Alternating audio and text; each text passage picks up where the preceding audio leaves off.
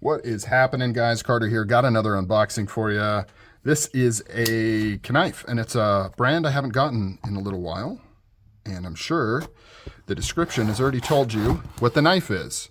And here I am pretending like it's going to be some kind of surprise when I know everybody already knows what we're looking at because it's in the title. That is the ironic thing about doing some of these unboxings, right? So normally I probably wouldn't do a video on this just because, ooh, good packing job. There's not much to, what is this? Oh, that's right. I completely forgot. Ooh, that's cool. I got a bonus on this thing, and I completely forgot that it was coming with that, and that's pretty cool. I don't really need it, but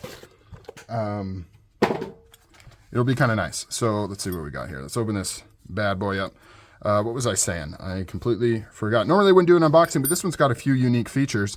Oh, that's right. So we've got a Strider tool here. I don't know if this is like official Strider tool.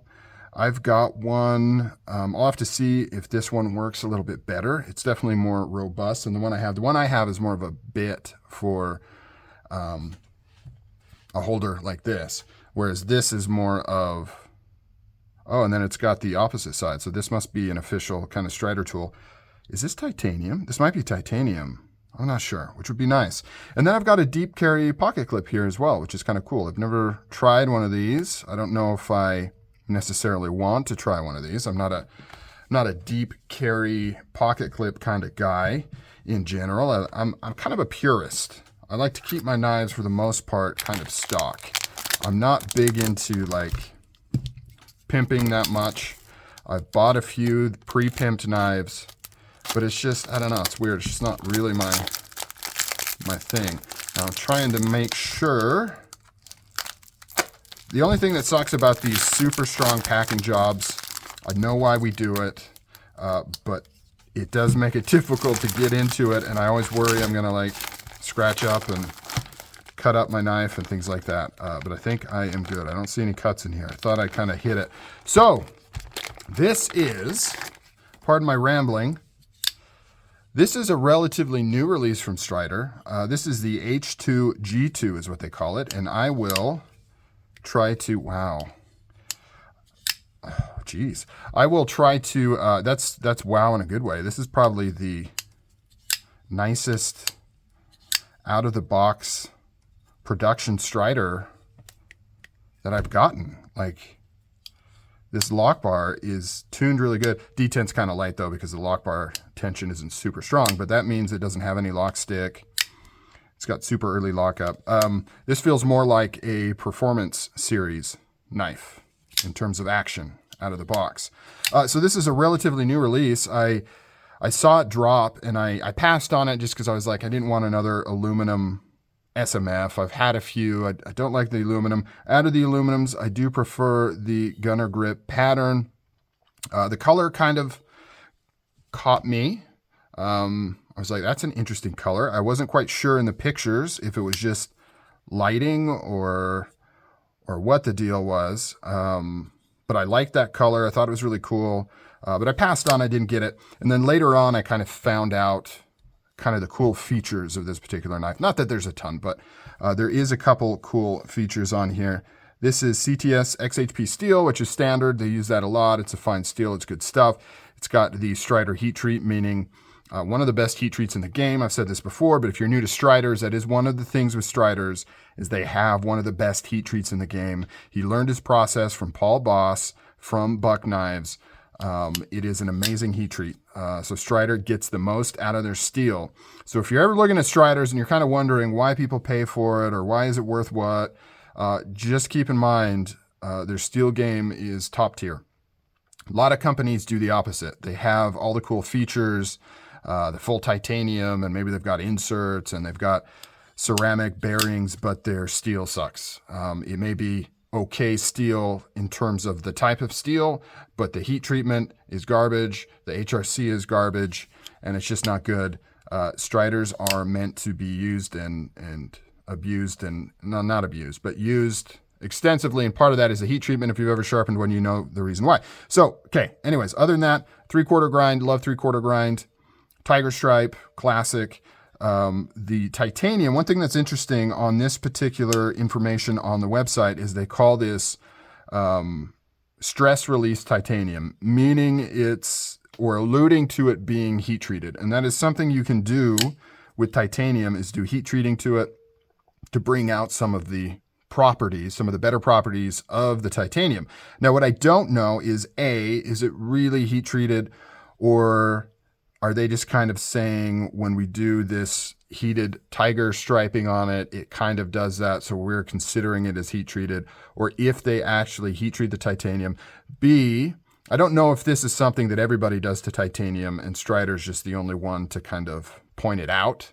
And C, how beneficial is it? But just for information purposes, that's what they listed as stress relieved titanium, meaning that should mean that it's been heat treated.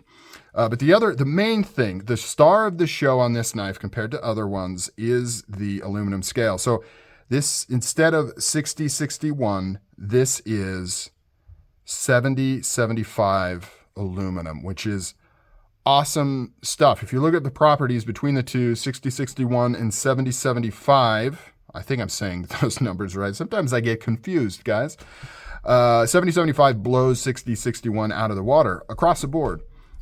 It's just stronger, more impact resistant. It has better tensile strength. It doesn't deform as quickly, meaning you're not going to get little marks in it.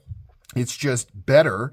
The only reason it's not used more often in like knives is the raw material is more expensive, and it's also harder to machine, which is why it's got those better properties.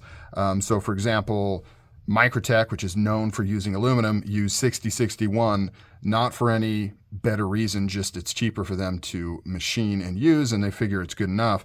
This has the 70-75. The Hawk Deadlock OTF uses 70-75. Any higher end knife that uses aluminum should be using 70-75. It's just better all around. And the other cool thing with it is this isn't green. It's not anodized. This is actually raw aluminum. And then it's been clear coated to protect it against oxidization, because aluminum actually does oxidize. It doesn't oxidize into like super dark stuff like carbon steel. It doesn't oxidize in terms of rusting, but it does oxidize. It gets kind of ashy. And so you ideally do want some sort of protective coating on your aluminum if possible. And usually that's done through anodization. This one is done with a kind of a clear coat over it. So I'm curious to see how this kind of wears and functions as I carry and use this knife. I'm about to head out on a little mini vacation, and I will be taking this guy. But I love the look of this thing. It is sexy as balls.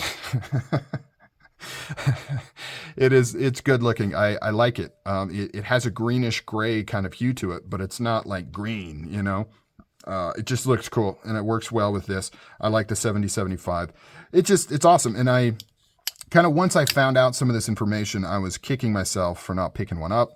And I came across one on the secondary market for a reasonable price, still inflated, right? All Striders on the secondary are like inflated.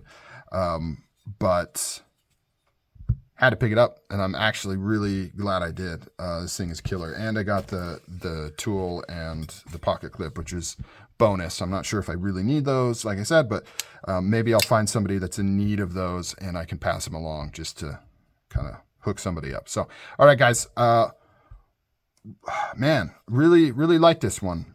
Really excited about this Strider acquisition. I'm glad I got this one. Yeah. Okay, guys, I'm out. Leave a comment down below. What do you think of the H2G2? Let's see. What is that? I learned what that meant. Now I can't remember. I think the G2 means, the H stands for hybrid, the G stands for gunner grip, and then the 2 I think stands for Gen 2. So Gen 2 of the hybrid and Gen 2 of the gunner grip, something like that. It's just a designation to say something. I don't know. It's kind of weird. I don't know why they named it that. But yeah, I'd prefer it just to be called hybrid Gen 2. But H2G2 is kind of the name they're using for it, but that just refers to kind of the generation of the model, not anything else. All right, guys, I'm out. Catch you later. See you.